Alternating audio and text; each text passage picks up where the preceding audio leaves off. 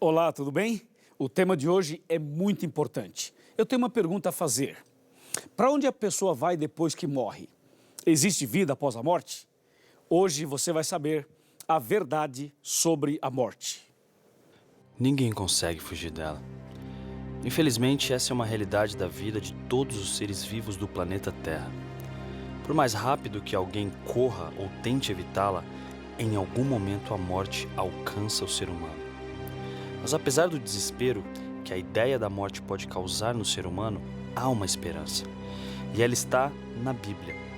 Ali é dito que aqueles que morrem no Senhor não morrem eternamente, apenas descansam, como em uma espécie de sono, aguardando apenas o comando de Deus para voltarem a viver naquele grande dia, o dia em que a vida não terá fim.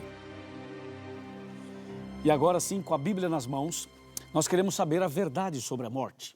Porque existem várias teorias e várias filosofias e vários entendimentos sobre esse assunto.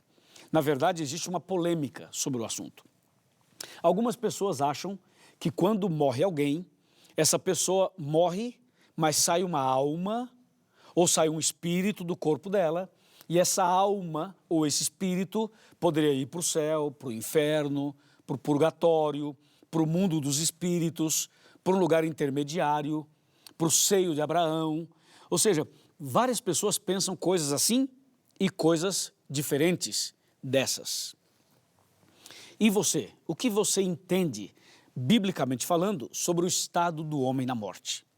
Na verdade, nem você, nem eu, nenhum ser humano saberia responder essa pergunta, porque nós nunca morremos. Só que na Bíblia tem uma citação de uma pessoa que morreu e que pode contar para a gente o que acontece depois da morte. Eu quero chamar a sua atenção para Apocalipse capítulo 1. Olha que texto impressionante esse. Apocalipse capítulo 1. E eu quero mostrar para você aqui alguns versos, pelo menos 2 versos, que vão nos ajudar a entender melhor esse assunto. Veja aqui o que diz capítulo 1, verso 18, que fala assim: E aquele que vive, estive morto, mas eis que estou vivo pelos séculos dos séculos, e tenho as chaves da morte e do inferno. Quem será que falou essas palavras? Com certeza foi Jesus. Se você ler o capítulo 1 inteiro, vai perceber que Jesus falou isso. Então Jesus, ele morreu, ele foi sepultado e ele ressuscitou. Então ele pode dizer o que acontece com a pessoa depois que morre. E eu tenho nas minhas mãos as palavras dele. Isso aqui é a palavra de Jesus. E se eu ler esse livro, Jesus vai falar comigo e com você e vai nos mostrar o segredo da morte, o que acontece depois da morte. Bem, para você entender isso de uma maneira bem clara e bem fácil, é preciso abrir a Bíblia em Gênesis. Ou seja, é preciso voltar ao princípio de tudo, a criação. Veja, por exemplo, o que diz Gênesis 2, verso 7. 2:7. Então formou o Senhor Deus ao homem do pó da terra, e lhe soprou nas narinas o fôlego de vida, e o homem passou a ser alma vivente. Veja como esse texto é claro. Ele diz que Deus fez o homem de 2 matérias, do pó da terra e do fôlego de vida. Juntando as 2 coisas, o homem passou a ser alma vivente. Portanto, se você analisar bem o texto e o verbo, se você conjugar o verbo ser, você vai entender melhor. Porque a Bíblia diz, o homem passou a ser. Então, eu sou, tu és, ele é, nós somos. Isso quer dizer que o homem não tem uma alma dentro dele. O homem é uma alma. É diferente. Ser é uma coisa e ter é outra coisa. E a Bíblia diz que o homem passou a ser. Então, você é uma alma, eu sou uma alma. Diferentemente da teoria, da filosofia, de que a pessoa tem uma alma dentro dela. Escuta bem, o homem não tem uma alma aqui dentro, aqui dentro da boca, não tem. Pode olhar lá dentro de qualquer pessoa, não tem alma, coisa nenhuma. Você é uma alma, eu sou uma alma, o ser humano é uma alma. Então, isso estando claro para você, Gênesis capítulo 2, verso 7 estando claro, aí vem a pergunta, se eu sou uma alma, se você é uma alma, se nós somos almas, a pergunta é, alma morre ou não morre? O que você acha? O que você entende? a alma morre ou não morre? Bem, vamos saber o que diz a Bíblia, o que Jesus tem a nos dizer. Veja só o que diz Gênesis capítulo 2, versículos 16 e 17. Esse texto começa a responder a nossa pergunta. Gênesis 2, 16 e 17. O Senhor Deus lhe deu esta ordem: de toda a árvore do jardim comerás livremente, mas da árvore do conhecimento do bem e do mal não comerás, porque no dia em que dela comeres, certamente morrerás. Então Deus disse que a alma morre, porque a alma é o ser humano, e ele falou para Adão e para Eva, e disse: certamente morrerás. Se comer do fruto, se pecar, vai morrer.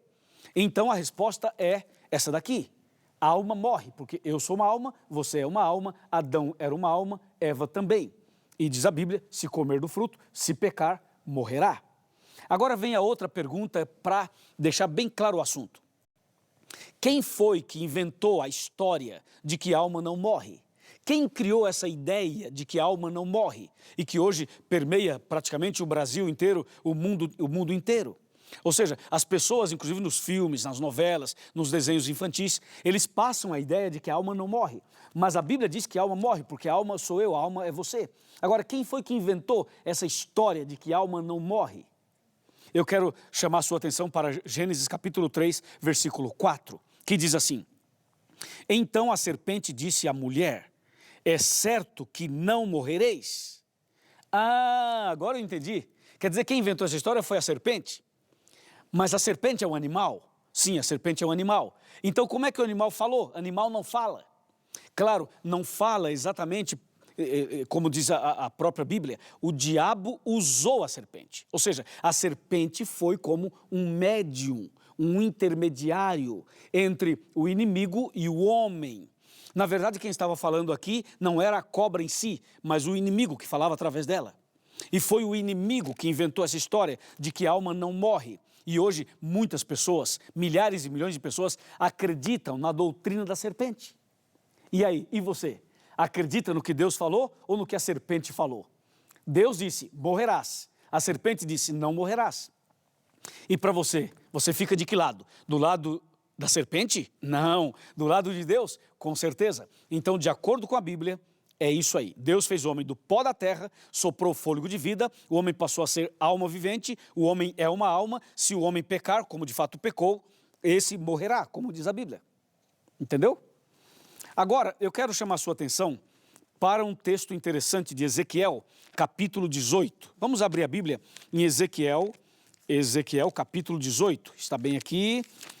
Ezequiel 18, verso 4. Esse é um texto-chave para você entender melhor o assunto da morte. Aqui está, 18, verso 4, bem aqui. Atenção, diz assim: eis que todas as almas são minhas, como a alma do Pai, também a alma do Filho é minha. A alma que pecar, essa morrerá. Olha agora o verso 20 do mesmo livro e mesmo capítulo. A alma que pecar, essa morrerá. Então, de acordo com a Bíblia, a alma morre, porque a alma é o ser humano. Tudo bem? Agora, recapitulando aqui, eu quero que você olhe atentamente para recapitular. Deus fez o homem de duas matérias. Vamos fazer uma continha? Vamos fazer uma matemática? A continha é a seguinte: pó da terra mais fôlego de vida. Vamos fazer a continha? Pó da terra mais fôlego de vida é igual a quê? Alma vivente. O que é uma alma? É o ser humano. A alma morre? Sim, morre, porque o ser humano morre. E a história de que a alma não morre, quem foi que inventou? Foi Satanás. E por que ele inventou? Porque ele quer enganar as pessoas, para que as pessoas morram perdidas. Entendeu?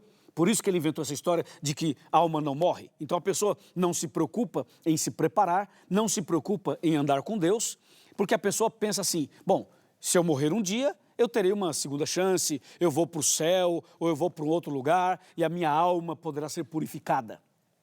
Então essa foi uma arapuca, uma estratégia do inimigo para levar as pessoas à perdição. Mas, tome cuidado, aqui estamos revelando a verdade sobre a morte. Bem, a palavra de Deus continua explicando para a gente sobre esse assunto. E agora vem uma questão interessante. Se a alma morre, se eu sou uma alma e você é uma alma, e se nós morremos, vem a pergunta: se a pessoa, quando vai à sepultura, quando morre, ela realmente fica na sepultura e não sai uma alma, não sai um espírito, não sai nada, o que é que a Bíblia fala sobre isso? Agora sim, hein? Vamos abrir a Bíblia no livro de Eclesiastes. Eclesiastes é um livro muito importante que está logo depois de Provérbios. Eclesiastes 9, verso 5, diz assim: porque os vivos sabem que hão de morrer, mas os mortos não sabem coisa nenhuma, nem tampouco terão eles recompensa, porque a sua memória jaz no esquecimento. Então a Bíblia diz que a pessoa que morre não sabe nada, não vê, não ouve, não anda, não fala, ou seja, está morta, está morta. Então, essa história de que a pessoa morreu, mas está vivendo no céu, morreu, mas está vivendo no purgatório, morreu, mas está, quem sabe, aparecendo à noite para alguém, apareceu numa sessão, apareceu num pai de santo, apareceu não sei do quê. Essa história não é bíblica, não é verdadeira, não é de Deus. Isso é todo um engano, toda uma mentira que o inimigo inventou. Entende? E agora tem uma outra coisa, hein? Se tudo isso que falam por aí não está certo, eu pergunto, e a doutrina da reencarnação? Estaria certa? Porque tem gente que acredita que nasceu uma criança no Brasil e que essa criança poderia ter sido um faraó do Egito, e aí voltou e nasceu e reencarnou no Brasil. Eu nunca ouvi tanto absurdo na minha vida como esse. A Bíblia é clara em dizer que isso não é verdade. Quer ver? Veja Eclesiastes 9, verso 6. Fala assim, ó: amor, ódio e inveja, para eles já pereceram. Para sempre não tem eles parte em coisa alguma do que se faz debaixo do sol. Você viu? Esse texto aqui joga por terra a teoria da reencarnação. Porque o texto fala que as pessoas que morrem, elas não voltam e não têm parte em coisa alguma do que se faz debaixo do sol. Ficou claro isso para você? Bom, eu quero falar mais sobre esse assunto, mas eu gostaria de sentar aqui na minha cadeira para a gente conversar sobre esse assunto de maneira mais detalhada, para que fique bem claro definitivamente o assunto para você. Vamos sentar aqui, você já está sentado aí na sua casa, quem sabe no seu estudo bíblico. Agora vem cá, chega perto, eu quero te mostrar um texto que está no livro de Jó. O livro de Jó. Olha como esse texto aqui ajuda a entender. Jó capítulo 7, versos 9 e 10. Diz assim: tal como a nuvem se desfaz e passa, aquele que desce à sepultura jamais tornará a subir, nunca mais tornará a sua casa, nem o lugar onde habita o conhecerá jamais. Pronto, isso aqui definiu tudo.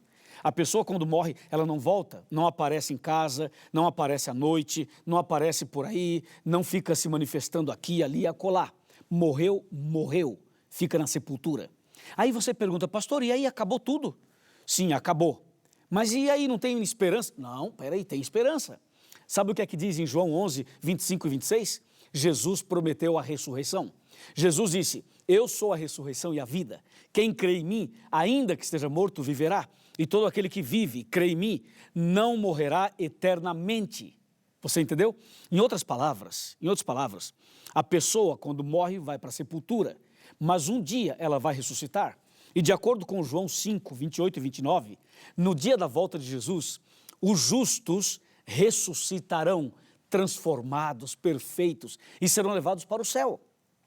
E depois do milênio, os ímpios ressuscitarão. Claro que não ressuscitarão perfeitos, e nem para a vida eterna. Ressuscitarão para receber a condenação eterna.